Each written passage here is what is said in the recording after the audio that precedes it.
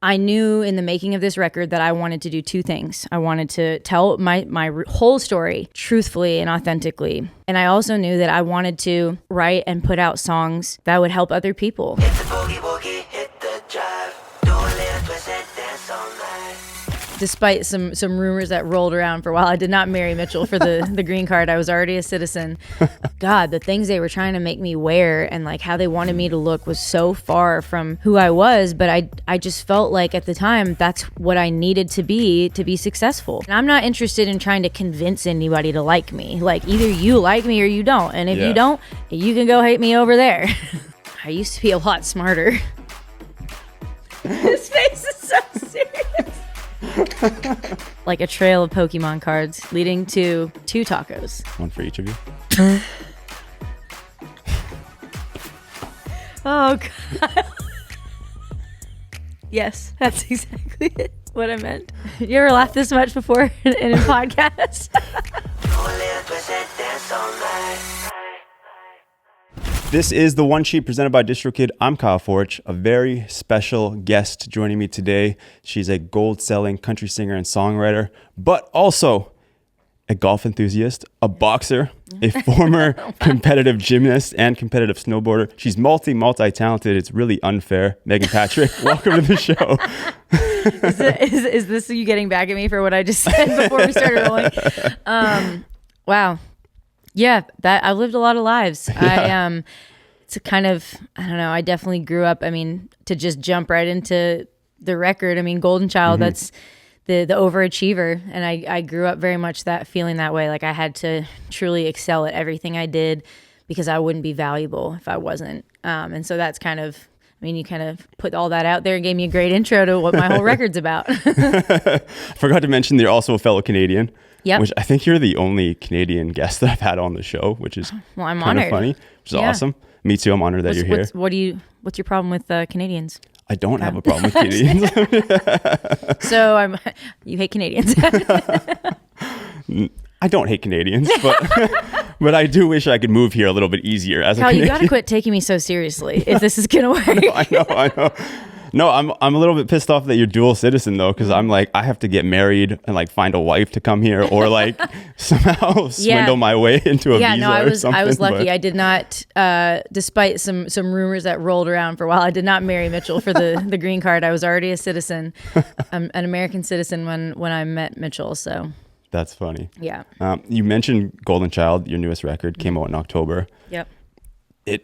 When I listened to it, it really hits you hard right off the bat, especially about struggles with parents. And I related to that.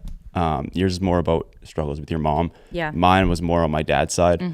And it really, really hits. And I think it's super relatable to a lot of people. Was it hard for you to write the song and put it out?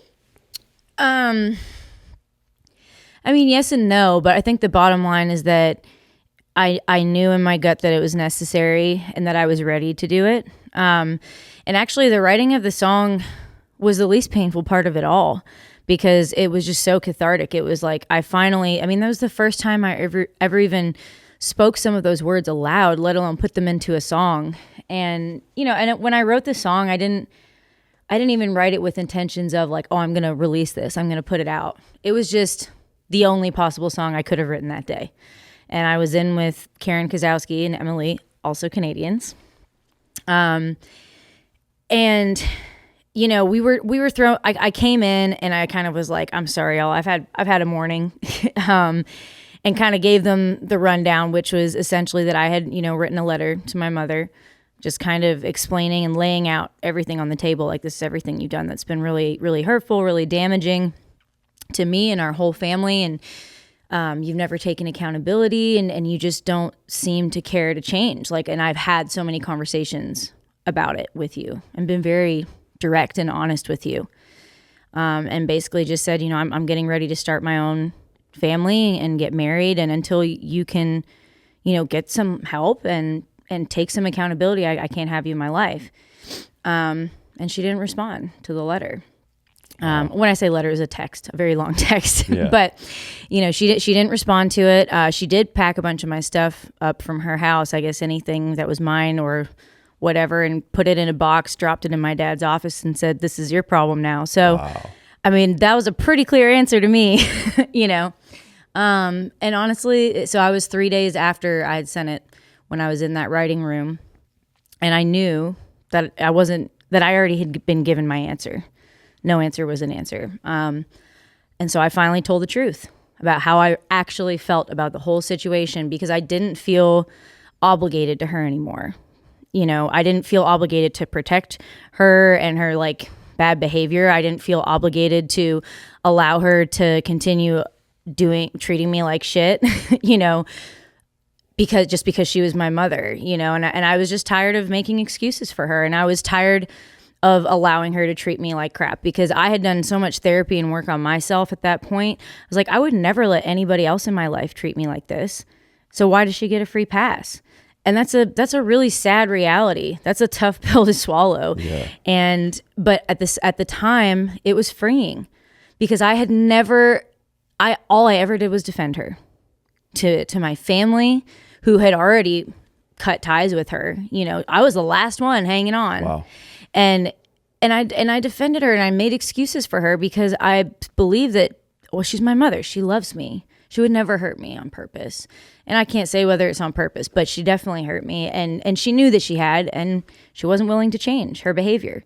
You know, it's textbook narcissist. So when I decided to release the song, I needed it to be clear that I didn't do it to hurt her or to spite her. And it's not actually really about her. It's about my experience. And I knew in the making of this record that I wanted to do two things. I wanted to tell my whole story truthfully and authentically, like not leave out the bad parts, tell it all. And that had to be a part of the story. It's too big a part of the story to not tell it. And I also knew that I wanted to write and put out songs that would help other people, you know, that would help them heal, that would help them feel less alone.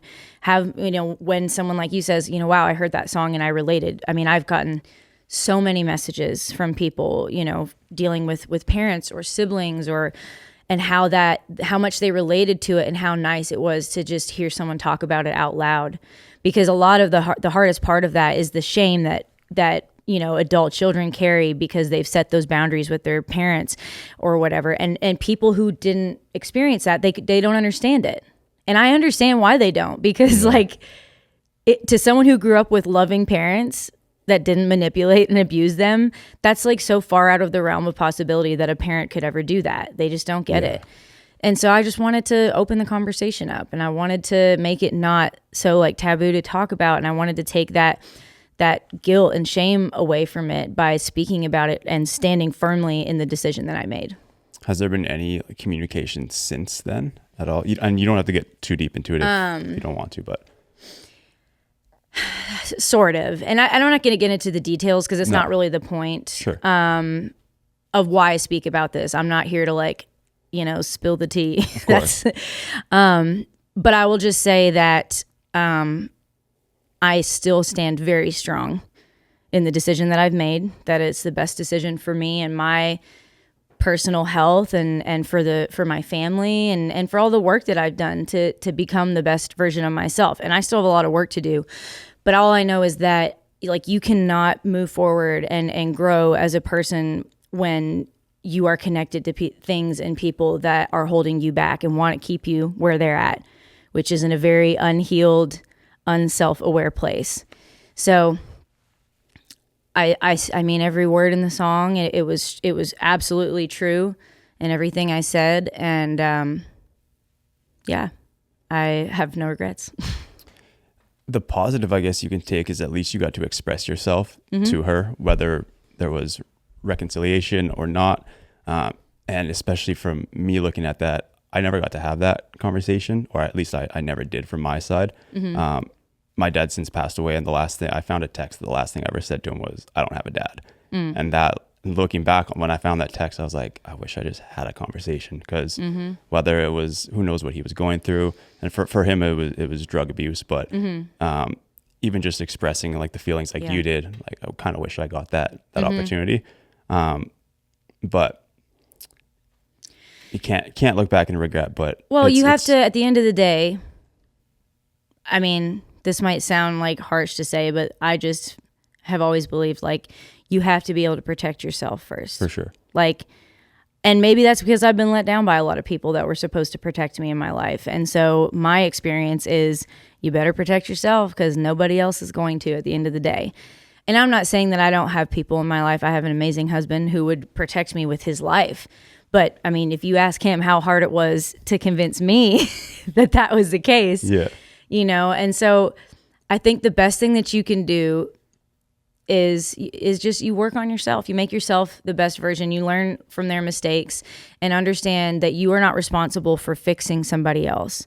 And you won't also. At the end of the day, people change when they're ready to change. They don't do it for somebody else. Addicts especially, and I've dealt with that in my life. It's like they are not going to get clean until they have come up with a reason for themselves to get clean. For sure. Not even for the people they love the most. And that doesn't mean they don't love you. It just means they are thick in like the thick of their addiction. And that is something I thankfully don't know anything about, but I can only imagine just knowing seeing people that I've loved who I knew to be really great human beings, but who had a lot of, you know, trauma or whatever, and they succumb to it, and to see how it could change a person in such a huge way. I can only imagine what it feels like to struggle with addiction. But again, it's like you can't and you won't. Yeah. It's just they got to decide it for themselves. For sure. The second record on the album, Whether You Love Me or Not, there's a lyric that says, "I've learned to love the pieces that you wanted me to hide, and never being good enough, yeah, don't cross my mind." Is this song about like a romantic relationship? Is it about the industry? Is it still going off of the previous song about family? Because when I read that lyric, I think like us in entertainment, it could easily be relatable in that way too, because you know we're always being judged by someone. Yeah. The answer is D, all of the above. Cool. Yeah, I mean, that was, again, it was about where I was at in my life, and I was in a place where I just got tired of feeling not good enough all the time. I got tired of feeling like my value was entirely tied to my success, and if I wasn't successful, then I wasn't valuable. You know, because I also, thankfully, you know, God blessed me with a lot of relationships that showed me otherwise. You know, people who stood by me when I was at my worst and didn't love me any less, you know, and people who have, you know, people like my husband and, you know, my sister, my dad, you know, but I still, unfortunately, was still focused on the other validation I didn't have. And that's crazy, because why did I care about a random person's validation? They don't even know me. Facts. Like, the people who know you and love you, they love you. They got your back, you know? I mean, I got a manager that fights for me every day because she loves me and she believes in me, you know? And it just made me realize, like, the rest don't matter. I'm not going to allow that to, you know, I'm not going to let that poison my mind anymore. It's tough to come to that, especially in our industry. Yeah. Like, especially finding someone that you can trust and that has your back, like you said, like Randy, like your husband, because there's so much toxicity in life in general, especially nowadays, but especially being, you know, a public figure, being in front of the public eye all the time. Yeah. People pick at you about anything. Oh yeah, they'll always find something. Always. And it's like, it's not even about you. They're just people who, that's what they do with their time, is they just like go on the internet and like troll and like Keyboard warriors. leave mean comments. And it's like, and you know, at the end of the day, it's because they're really sad. Someone obviously hurt them and they're just not dealing with it. And again, not your problem. Yeah. But don't let it, like, you got to kind of, at the end of the day, you've got to just learn how to be, you know, you got to trust your gut. You got to learn how to trust yourself at the end of the day in this industry. And this whole record is the first time I did that. It's the first time I did not compromise at all. I had a vision, and with the help of an amazing team, executed it like to a T. I have no regrets. There's nothing I'm like, oh, I wish we did this, or I wish we didn't do that. I couldn't be, to me, it is the most complete and perfect thing that I've ever made. And I don't mean like perfect objectively, but I mean perfect to me. For sure. Because I finally made something that was entirely me. Nobody convinced me to do anything differently because it was, it didn't fit into a certain box. And Golden Child, the single off of the record, correct me if I'm wrong, but is it your first radio single to the US? Solo. I did have, yes, solo. I did have the duet with Michael Ray, but yeah. yes, this is my first, solo American single, and yeah, it's been. Congratulations. Thank you. It's been a really, really cool ride. First of all, I'm just really proud of my team, my radio team at Riser. I mean, the whole team at Riser, and of course my manager. They have all come together to really just like show up for me. And it's very heartwarming, and just like I've never felt rallied around the way I have throughout this project, which has been super cool. But the radio team's killing it. We just finished out the year. We charted on both Mediabase and Billboard. Awesome. We hit top 25 in Canada. So, and it just, more importantly, beyond the numbers, it's a feeling of a shift. It's a feeling of people are finally paying attention, but also they're seeing me. They like me for me. They're responding to it in a really positive way, and that's an awesome feeling. As a quote unquote Canadian country artist, do you feel like that can put you in a box?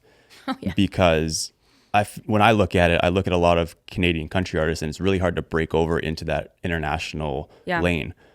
There's very few that have done it. Yeah. Like you, Lindsay L, and Shania are kind of, and now Josh Ross is kind of killing it. It's really the only ones that have broken over into the US. Yeah. Well, Mackenzie Porter is killing it as well.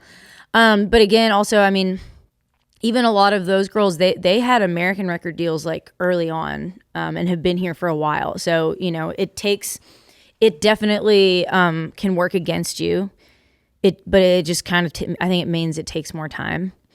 It's just weird. I mean, nobody cares about what you've done in Canada. They don't care how many awards you've won or number ones or any of that. They don't care how many tickets you sold, like, which is kind of crazy for it to just be ignored entirely. Yeah. It's like, it's Canada. It's right there. It's not that different, And if I'm viable there, I'm probably viable here if you just give me a chance. But there is a weird sort of stigma, and I honestly am unsure of what it's rooted in. But I just look at Terry Clark. I mean, she's like my big sister, and like such a role model and like icon to me.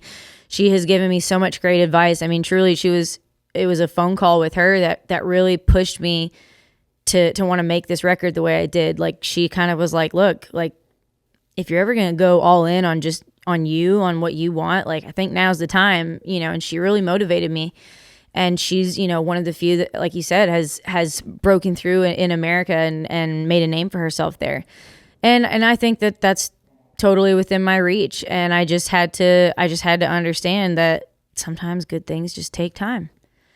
Everybody's journey is different. It is incredibly annoying, of course, to me when you see people, excelling ahead of you and feeling like they're getting all the big breaks, all the big opportunities. And sometimes it's fair, sometimes it isn't. I mean, that's just the way it is. I mean, at the end of the day, do you want it or not? Because sometimes the best move you can make is literally just outlasting other people. Yeah. Just holding on longer than they do. And eventually your time will come. I feel like it's tougher in country too, coming from Canada. Because, I mean, you look at pop and hip hop, like Bieber, Drake, The Weeknd, countless other. And like you said, they were with major labels in the US as well. But it's weird to me that country is so hard to break out into the next. Yeah, it's weird. But I just kind of like, well, it is what it is. Everybody has a set of, obstacles they're going to have to face in their career. And that's just one of mine. When you signed your first deal, it was with Warner, right? Mm-hmm. And you have a tattoo on your arm, $2.83. Yeah. That was how much was in your bank account when you signed your first deal. Yeah. Can you go into that a little bit more? Yeah. I had this old truck. It was the first. It wasn't technically my first car because I drove like one of my parents' cars before, but it was my first car. First one I bought, and it was a truck. It was a 1998 GMC Sierra 2500 diesel, just long bed, just bench seat, and it was such a piece of crap. But I loved this truck so much. Like, I thought it was so cool, and I mean, it drove me to tons of gigs, and I took it that thing everywhere. And so when it came time to sign my record deal, I was obviously pretty broke. And I was having issues with my truck. And my dad had said, he's like, well, why don't you just take my truck to go into the city? Like, what if it breaks? I was like, no, Dad, like, me and this truck have been through everything together. I have to drive my truck. He's like, okay, I will drive mine and like follow you to make sure that you're good. Like, total dad move, right? And sure enough, I pull into the Warner parking lot, and I'm like almost fully in the parking spot, and it just dies. Oh no. Right there. But it got me there, and it was just like, this is where I leave you. And I told the story when I signed the deal, and I thought that was pretty funny. And the president of the label said, well, it's a good time to make some money, then, isn't it? And I said, you have no idea, sir. But yeah, I don't know. I just went and I just got that because it's really easy to look down on where you're at in your career at any given time, like to feel like you're not doing enough or like you're not good enough. And that's just such a like poisonous way of thinking. And I do it all the time. I was doing it last week, but I think I try to remind myself to think about where I started and how far I really have come. Right. And at this point, it's hard to ignore that at one point it was $2.83 in my bank account. Yeah. And I didn't even have a record deal. I had nothing going on. Nobody, so yeah, it's just a reminder to keep my head on straight, Did you use the advance to fix the truck? I went and bought a new truck. Bought a new truck? Yeah. Well, I didn't want to. You turned your back on that truck just no, like that, eh? I didn't want to, but my dad made me deal. He's like, look, he's like, now you have like real important like meetings and gigs and stuff. He's like, you need something reliable. He's like, and my grandfather worked for GM like his whole life. So we had kind of a family help thing, like a family deal or whatever. And he's like, let's just go get you a new truck. He's like, you need to build credit too. Like, you can use that to build credit. And he was like, if you give me your old truck, I'll pay to fix it and I'll use it as a work truck. You can drive it whenever you want. And I was like, okay. Good deal. That is a good deal. It's a good deal. So yeah, so I got the truck that I still have now. Bought it new in 2015, which it was pretty cool to just walk in and buy a brand new truck, sure. But yeah, and that truck ended up, it lived on for quite a few years, even after I moved to Nashville. And I came home one time to visit, and my dad told me, he's like, gave me the keys to the truck, and he's like, yeah, do whatever. And so I just decided to go drive around, and I'm driving down Main Street in Bowmanville, and all of a sudden I hear like this crash and like metal grating on cement, and I see sparks coming up behind me, and I'm like, what is going on? I pull over, the freaking tailgate fell off the truck, and it was like dragging behind the truck on Main Street. And I was like, I called my dad. I was like, Dad, what the hell? Like, the freaking tailgate just fell off. He's like, oh yeah, that's been pretty loose. I forgot to tell you. I was like, well, I sure just made a scene on Main Street. But it was not long. I ended up, we did, I think it's called just donate a car, and you can choose a charity to, like, they'll either sell for scraps or whatever money that comes out of the truck that you donate, you can donate to. So I donated it to a women's shelter. So it was like, cool. That was the truck's final, active service. It was a great truck. Cool. That's what I wrote my first car about. That's awesome. Yeah. You're with Riser House now as your label, correct? Yes. So you go from a major label like Warner to like an independent label like Riser House of sorts. Mm-hmm. What is the biggest difference that you find as an artist going from a major to an indie label? I mean, definitely less like red tape. Like I really feel like there's there's no sort of powers that be above them that are like kind of dictating what they have to do or how they have to do things at an indie label. So I love that it just feels a little more kind of free flowing creatively, and like kind of there's not really any rules. We can do things differently. You know, it just has to make sense to us. Right. And I had many great years with Warner, so I don't, you know, they were different experiences. There's advantages to having a major as well. For sure. And I experienced the benefit of those advantages when I was with Warner. But for me, where I'm at just as a person and as a songwriter, there's no way I could I don't know that I would ever be at a major again.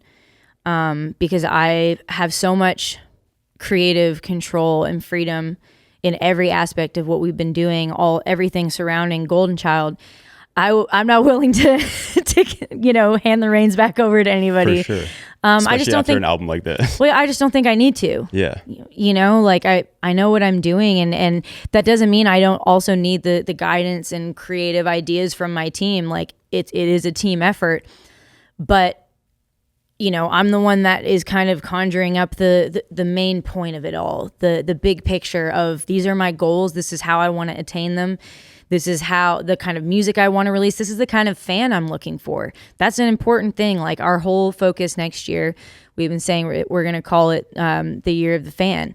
Because now it's all about this year, you know, felt like the last couple years has really been kind of reintroducing Meghan Patrick, you know, like who's really the real Meghan Patrick, you know.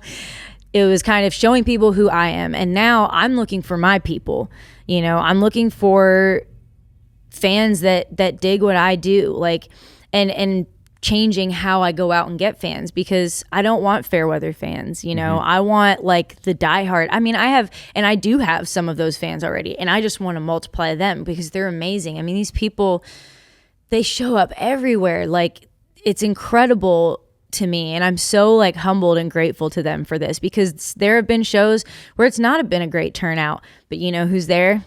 My people in the front row, singing every word, making me feel cool when I've already been kind of feeling like I've failed somehow because I haven't sold as many tickets as we'd hoped, you know. And so I'm looking for those kind of fans, and we're trying to figure out, how do we find them? How do we connect with them?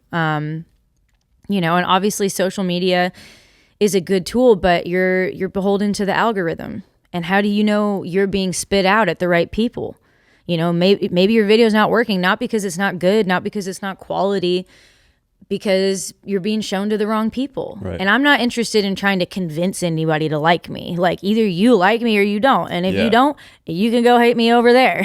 That's how it Nobody's holding you hostage here, you know? So, yeah, I'm looking for my people. I'm looking for my fans. And I think it also comes down to finding those fans that are great about the kind of old school word of mouth. Like, they're what you call the aux cord fans, that like they get in the truck with their friends and they're like, hey, pass me the aux cord, let me play you something.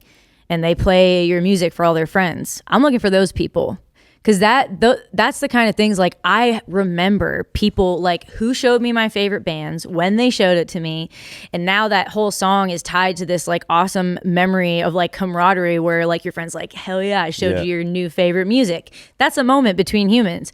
I want my music to create those moments, and I want fans that want to create those moments, not just like, you know, be like, just listen to something on TikTok while they're taking a dump and like not scroll. Like, I don't care about that.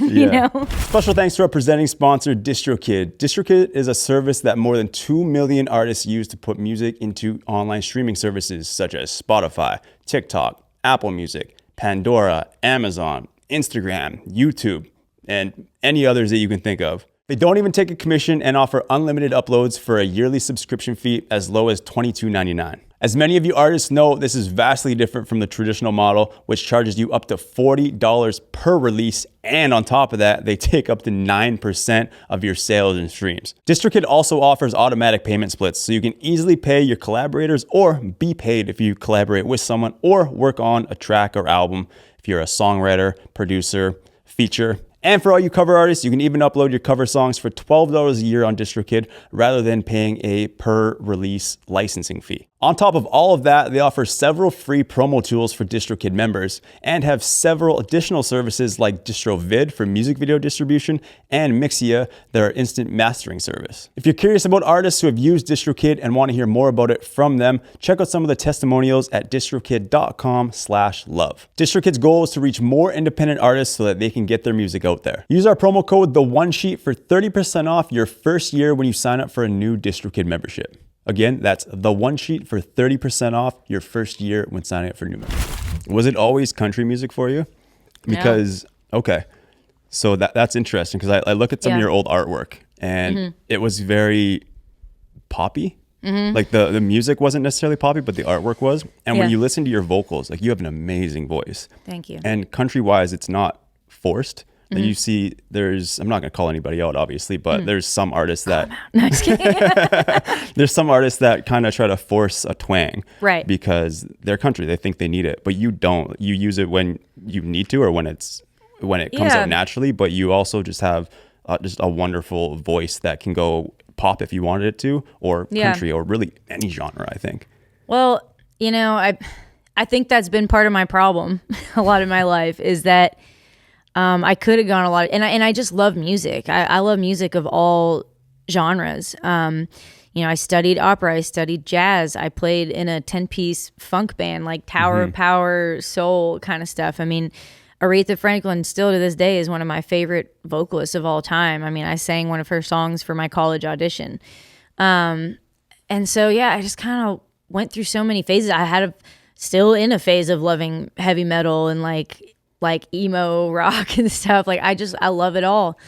I think that was part of the problem. It was hard for me to really hone in on who I was as an artist and how to make that fit.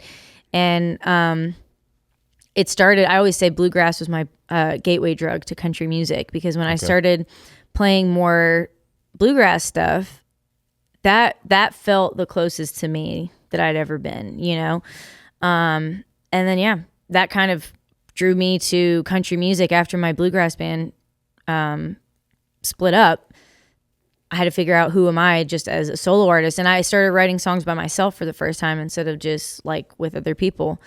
And they were country songs.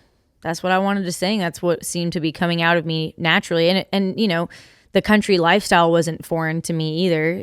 I grew up in a more rural area, loved being outside, always loved fishing, got into hunting like later in my 20s, so it all fit for me. But even still, I honestly, I love country music, and some of the music I make is really country and some of it's less. I don't really care what people label me as at this point. I don't care if you think I'm country or if you think I'm that. I just hope you think I'm good. Yeah. I'm just trying to make quality music that feels real to me, because I spent too much of my career trying to fit into a box. I mean, you mentioned like the artwork, and it's like, God, the things they were trying to make me wear and like how they wanted me to look was so far from who I was. But I just felt like at the time that's what I needed to be successful. Honestly, I was tired of being broke. I was tired of people not paying attention to me. I was tired of feeling like I had nothing going on. So I listened to the people around me, and I let them, convince me into some things that I honestly wasn't that stoked about. But I mean, it just is what it is, right? I don't think that's any kind of original experience. I mean, I'm sure there's probably a made-for-TV movie about it somewhere, know. And then, so I don't have like regrets anymore. I used to kind of cringe when I would look back on some of it, but now I'm just like, dude, I was always doing the best that I could, and I've learned from it, and now I'm in a different place, and it's a good place.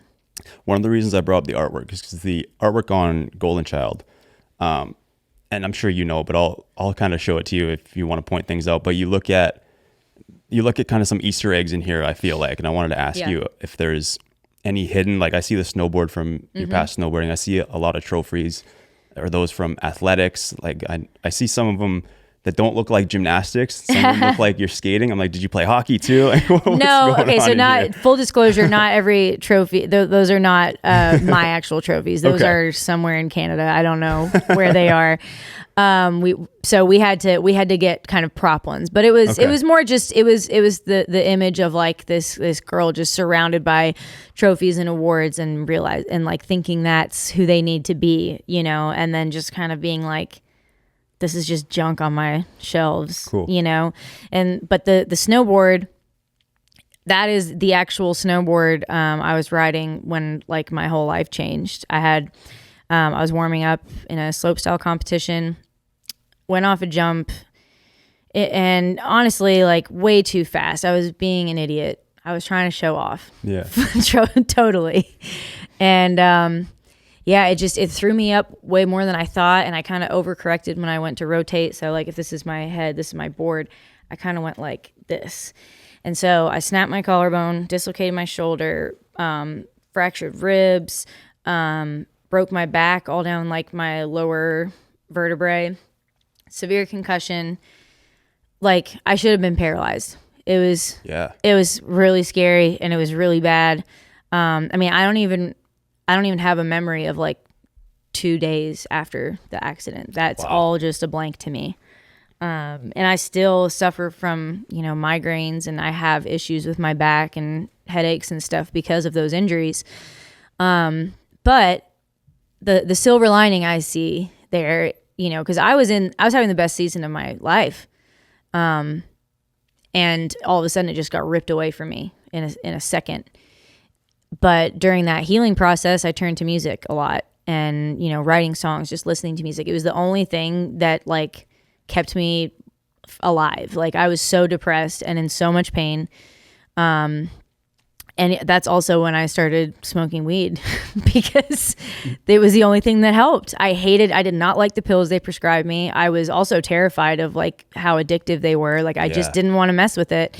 And my friend was like, have you tried, here's some like weed butter, make some cookies, you know? And that helped. It gave me an appetite. It helped with my depression. It helped with the pain. It helped with the nausea. Like, anyway, but when I came out on the other side of that recovery, I had a new path, and it was music. And honestly, I think God understood I don't really do subtle well. So he was like, you really got to just smack Megan upside the head with it, which is kind of what he did. But yeah, that's the snowboard I was riding when that happened. And so pivotal moment in my life. I heard you tell that story before. I think it was on Bobby Bones' show. Because I watched some interviews of yours before we came here, and you mentioned that you still feel effects from the brain trauma or the head trauma. What are the effects that you still feel to this day? I used to be a lot smarter.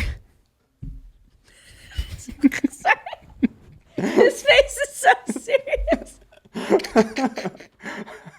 No, because I was thinking, I also have.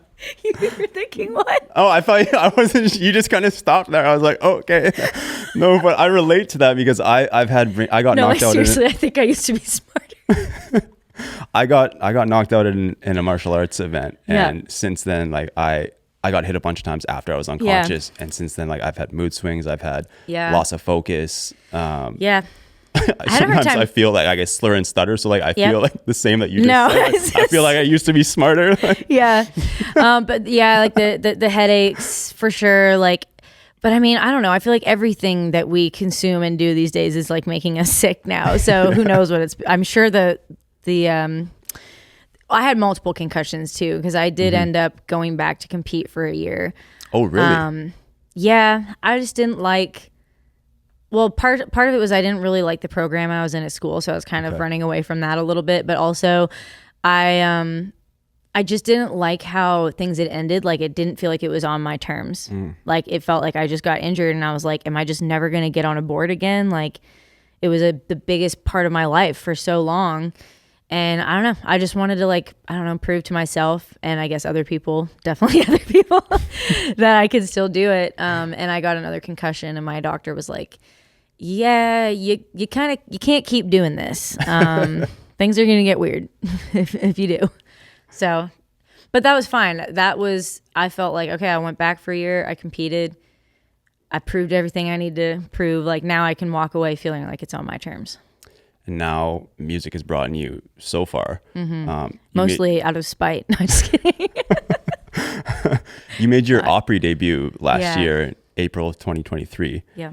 How did it feel walking into the Opry and walking into the debut room and seeing all of the quotes from other artists that have also shared that stage? I've been in that room, not as an artist, but as supporting an artist that I was with. And you walk in there and the feeling that I got just from being in the room, it's just, I couldn't imagine being performing. And it never stops feeling like that. I mean, I played at the Opry, I think 4 times now. And then I've been there a handful of other times too, you know, with friends or my husband. And it's truly a magical feeling. And it's funny because I've never had issues with like stage fright. Like I've never gotten anxiety about going on stage. I've never gotten like nervous. Like I get excited and ready to go, but like never in a bad way.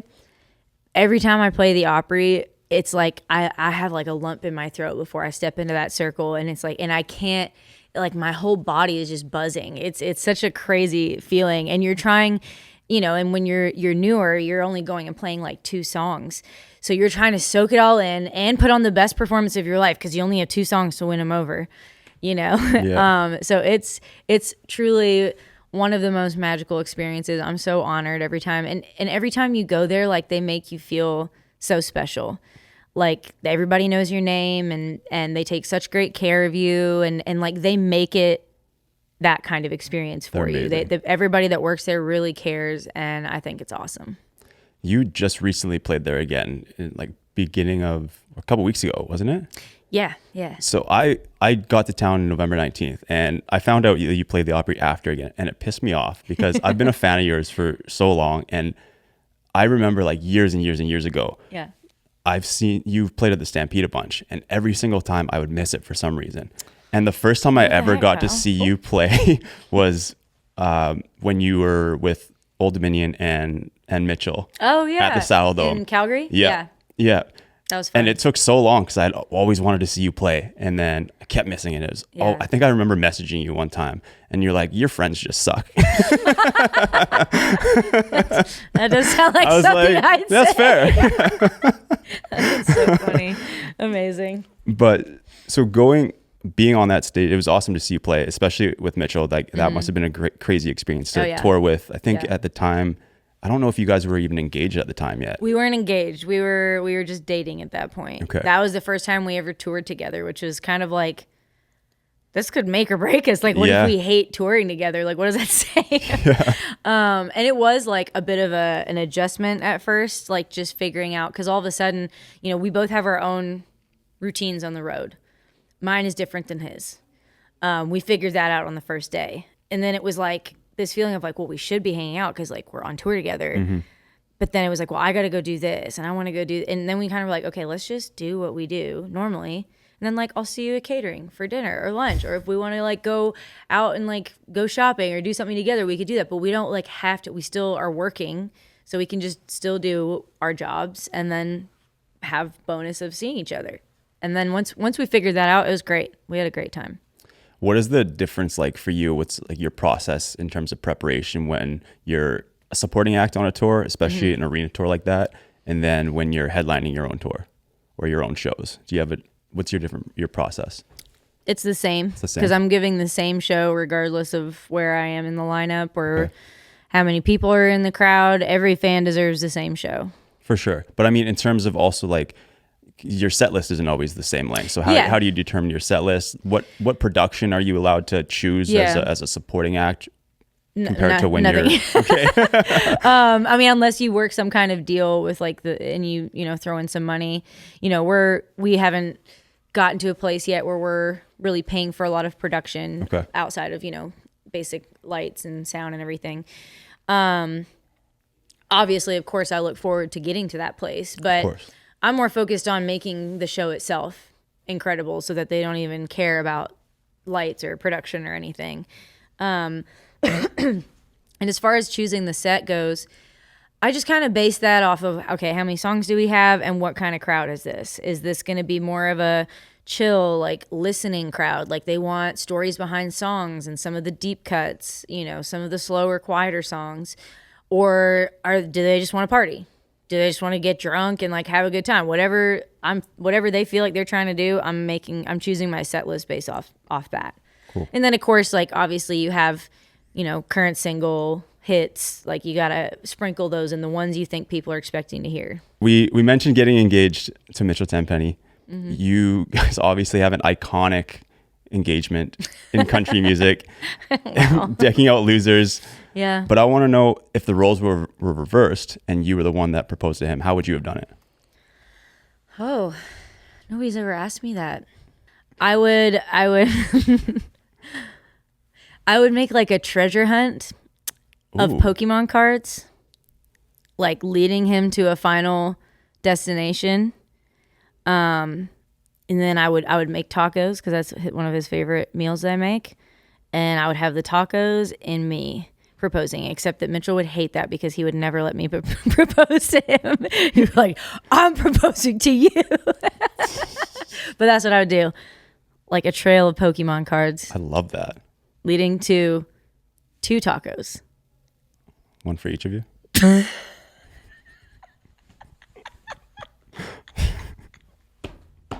Oh, God.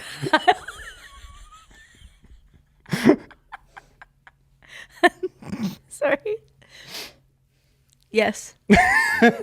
That's exactly what I meant. Randy. Sorry, it's been a long year. No, I'm it's getting great. silly now. No, I love it. You could take what each of us said in multiple ways. I like it.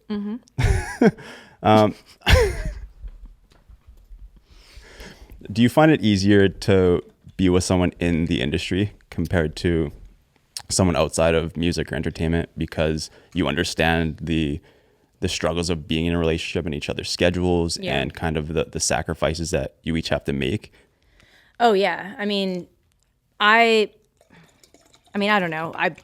I've dated both musicians and people out of the industry, and there's pros and cons to both, but I think it would be hard for me to be with someone who didn't like truly understand the lifestyle that I have and what it's like and just how it works. Because there is a lot that people on the outside don't understand, because why would they? Yeah. And for me, like autonomy and freedom I'm a pretty like independent person, and I'm a very ambitious and driven person. I love my job so much. Like, it's not just my job, it's my passion. Yeah. And Mitchell is the exact same way. I would use all of those things to describe him. And so we really understand and see each other in that way. And because of that, like I've never had to feel, he doesn't make me feel guilty for being gone or for prioritizing my job sometimes, or, you know, because we do sacrifice time with each other. Yeah. We have to make decisions all the time about, you know, between work or time together. And, you know, and it's always a conversation. At the end of the day, we're not going to let the relationship slip. Our marriage is also really important, but we believe that we can have both. With the right amount of communication and just grace and understanding. And I think we are good at that part of things. And so I can't imagine it any other way. I mean, I also just couldn't imagine being with any other person, but. For sure. One thing that you've said before that really related to me and really struck me was, if you push me to choose, I won't choose you. Yeah, I've said that before, and that sounds really mean, but it's the truth. You don't lie to people you care about. No. So That's what I tell, I say it in a different way, but I tell girls that before I start dating them, like, right now my career has to come first. Yeah. Especially, and I'm not even on the level that you and Mitchell are. Yeah. I'm still, I'm like, I just turned 30, so I'm no longer that young up and comer. Now I'm like, I'm 30 and I have to get my shit together. Like, at some point here, I gotta tell them a little bit more stable, girl. Like, you're gonna have to come second sometimes. Hey, grown up, man. Do you care if I? No, go for it. You want one? Maybe. It's just a little guy. Maybe. Yeah. Maybe. I'll have one. Sure. They're a little dry, to be honest. Are they? I must have grabbed an old. I have some Ons over there. Do you like What's they're like nicotine pouches? They're kind of like Zins, but. I mean, yeah. The thing for me with, I mean, I don't know. I just enjoy dip. Yeah. It's not even so much about the nicotine thing, and I don't dip all the time. Like, I can still go. You know, I can go a week or two without it, and that's fine. It's like a situational thing, but if I'm gonna do it, I'm gonna do the thing that I like. Yeah. the Zins to me, it's like that's just a means to an end. It's just getting the nicotine, which isn't really the point for me, I think. Yeah. I don't know. I mean, I'm sure it's the nicotine too. Do you like the pouches or loose more?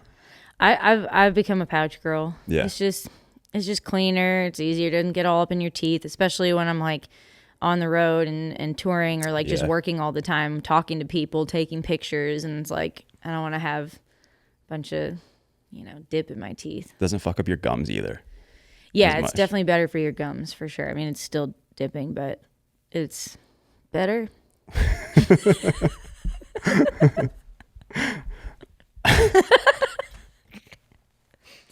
You ever laughed this much before in a podcast? I don't think so. I don't know. I don't think so. Another song on your album that you covered was Just a Girl. Was that kind of full circle because you toured with No Doubt? And how did the cover come about? Why did you choose I never toured with No Doubt. I wish I did. No, I wish I did, but I did cover a lot of their songs. That's kind of where it came from. My first band, we were called the Sirens. We were like 13. And I went and saw them play one time, No Doubt. And it was the first time I ever saw a female artist live. And she was so badass. Like she was a great singer. Obviously great songwriter, great songs. But she was an entertainer. And I was just like, I want to do that. Like I want to be that kind of entertainer.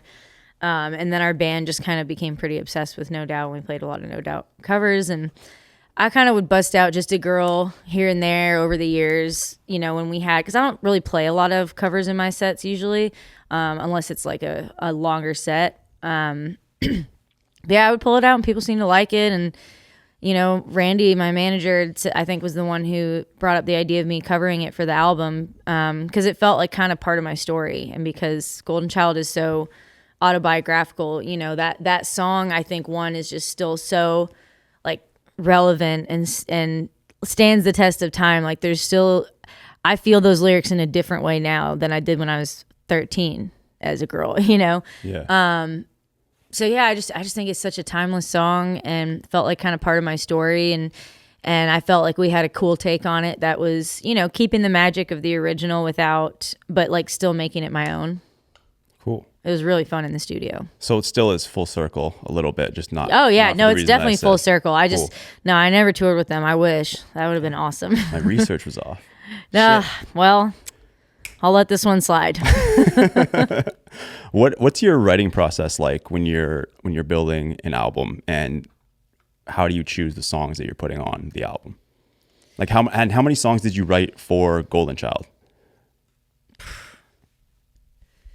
I mean, a lot. I mean, honestly, when it came to Golden Child, I was digging into the archives because, I write a lot of songs. Yeah. And sometimes people just don't. Sometimes you write something that's before its time. And I mean, you can ask. I think it was Stapleton was talking about Either Way and how that song was like 10 years old when before it got cut. And, so I mean, really, I was pulling from everything I'd ever written. I mean, the process is I just think about songs every day. So I write down, I have my little hook book or whatever in my phone. And anytime I think of like even a lyric or a concept or whatever, I'll type it in there, or I'll do little weird voice memos. I mean, I pulled over on the side of the road on the way over here to like record just a melody that I had in my head. Cool. And then, but then obviously when I'm truly like needing to make a record, I'll do writers retreats. A lot of times, I'll pick a few of my favorite people to write with. We'll go somewhere cool and vibey and just write songs for a few days. And I always love doing that because it's sometimes, when you're writing in town, it's still very a 9 to 5 kind of thing. Like you show up at 10 or 11 and a lot of people are like, I got to go pick up my kids or whatever. I got to go to a meeting at 3. And there's a time limit and you're still like in town, like you're in an office somewhere. So I like doing the retreats because you can kind of just fully immerse yourself in the creative process. You can bounce around from different ideas throughout the day and then come back. And I just think it's one of my favorite ways to create. Do you have like a top 3 country songwriters of all time? that you've either collaborated with already or would like to collaborate with? You can mix them. I mean, Lori McKenna, I have not had the pleasure of writing with her yet, but I hope one day. She's pretty freaking incredible. I mean, Stapleton.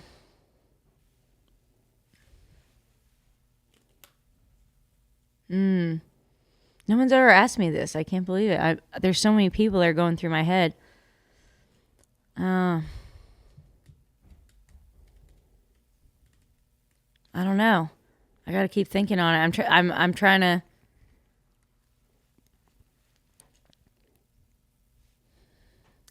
I mean, dude, I think Tranny Anderson is going to be one of the greats. She's one of my friends. We've written a bunch of songs together on a few of my records. She's on a lot of Laney's big hits. I think she's going to be one of the greats for sure. I think she's already great, but I think she's going to have a very long, successful career. She's an incredible writer. Do you have any other artists that you've written songs for that you didn't really want to give up the song, but you kind of thought, hey, this might suit you better, or they really wanted it?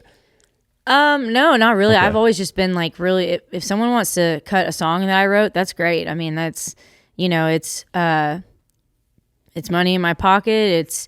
It's recognition of like that will hopefully, get me more opportunities as a writer. If people see, okay, she's getting cuts, that might open some doors for me to write with some bigger names, which is always great. And I just think it's awesome. I mean, like I said, I've written so many songs, and so many of them will never see the light of day. So if someone else wants to cut a song, even if it's one that I love or that I maybe would have cut myself, like I can always write more songs. I don't have a limited well of songs and creativity. So yeah, anytime someone wants to cut something, I'm always super grateful and excited about it. Are there any artists that have cut one of your songs that people might not realize or know? I have a 3 Days Grace cut. Really? Yeah. That's sick. What song? Oh crap, I always forget it. It's called on the inside or on the outside. I'd have to look it up. Sorry, it was a long time ago, and I always mess up this title. I know that looks bad. No, it's all good. That's cool though. Yeah, I mean, it was something I started with Neil, the drummer, and then he took it to the band, and they kind of finished it out. So I wasn't a part of the entire process, but I was part of it. So yeah, when he texted me, I thought that was really cool. And I've written for some other rock bands since. There's a band called Outline and Color out of Oklahoma. They're kind of like rock screamo kind of vibe. I got a Gord Bamford cut. That was my first cut ever as an artist, as a songwriter. Cool. Breakfast Beer. That's awesome. Yeah. Yeah. Are we gonna see a Meghan Patrick screamo album coming at some point down the line then? No, you'd be more likely to see one from my husband, to be honest. Really? I mean, I enjoy the music. I can't sing it. I mean, he used to be a drummer screamer in a band back in the day. That's cool. Yeah. Versatile. It's pretty hot. Y'all can do everything. Except math. Except math. Well, he can. It's bad. Like, it's embarrassing. Blame it on the snowboard. Yeah, it's a concussion. No, I was always bad at math. Like, I just think of math. I have visions of me in the kitchen just crying while my dad's frustratedly but calmly trying to explain the simplest of things. And I'm just like, I don't get it. But you know what? Well, you're not just going to have a calculator in your pocket every time you need to do math. Yeah. I mean, Then explain this. Literally, half the math they taught us in high school and shit. Like, when were we ever going to use it? It has never been a problem for me in real life that I'm terrible at math. Other than like when I need to sign a figure out a tip or something and I have to pull out my phone in front of people. That's a little embarrassing, but whatever. I don't want to short them. Yeah. Or be just spending money frivolously. I got to know. See, that's another reason I had to quit drinking is because I was like Bill Speaking Gates of when I spending had money a cue. frivolously. Yeah. Get a couple drinks and you think you're Jimmy Buffett. Yep, exactly. You're just a cheeseburger in paradise. Speaking of that last thing we'll kind of touch on before I let you get out of here. Your first time in Nashville, I remember another story that you told. you saw someone busking on the side of Broadway, I think it was, and then you decided to pull out your guitar and busk for beer money to go to Broadway that night. And you ended up buying cowboy boots too. Yep, I still have them. That's awesome. Yeah, me and my bluegrass band, the Stone Sparrows, and like just a group of friends, we all drove down from Canada, and my buddy Jim was like, "Dude, we got to stop in Nashville. Like that's like, it's like the spot." How old were you at the time? 22 maybe. Okay. And so we all literally slept in one like hotel room. Like I don't even know how many of us, because we were broke. And we went down to Broadway, and we were just gonna have some drinks and just hang out. And I saw some people busking, and I was like, I had no money, and so I said to the guys, I was like, I'm gonna go, because I already busked all the time before that. I did it when I lived in Montreal. That's how I made money. I worked at Foot Locker for like a couple months, and I was like, I hate this job. And then I would see, people busking. I'm like, oh, that's way better. I can make my own hours. Like anytime I need a little cash, I just go sit in the subway for a couple hours, and now I got grocery money, bar money, whatever. And you meet other musicians too, like that are walking by, like, oh, hey, like I like your voice, like let's write sometime or whatever, So yeah, I just went and sat down. I'm like, I'm just gonna see if I can make any money, and heard other bands play Wagon Wheel no less than 500 times out of the bars while I was there. But yeah, I made enough money to get drunk on Broadway, got my first pair of cowboy boots. And then fast forward years later, when we filmed the video for Country Music Made Me Do It, you can see me walking down Broadway at night. That was at like 4 or 5 in the morning. And I just remember we only had a few shots left. I'm exhausted. Like I've been up all day. We've been filming forever. And I'm tired. My feet hurt. My head hurts from these stupid extensions I'm wearing, and I'm just like ready to be done. And I look over at the corner, and I just kind of get this flash in my memory of sitting on that corner busking for, beer money and boots money. And now I'm like standing here in an empty Broadway, like they just cleared this whole damn street for my video. So quit complaining, get the take, and be grateful. And it was just one of those cool full circle moments where I was like, okay, I'm really doing it. That's amazing. Yeah. The very last thing I'm going to ask you to do is I'm going to give you one of these cards after we cut cameras. All I want you to do is write down, it could be a piece of advice, it could be a thought, it could be a saying or a mantra that you've used throughout your career. But think of it that someone watching or listening to this that wants to do what you do, they can take it and apply to their own path, their own life. Okay. Meghan Patrick, thank you so much for joining me. Yeah. I appreciate you. It was so nice to meet you after all these years. Thank you for watching, everybody. Appreciate you.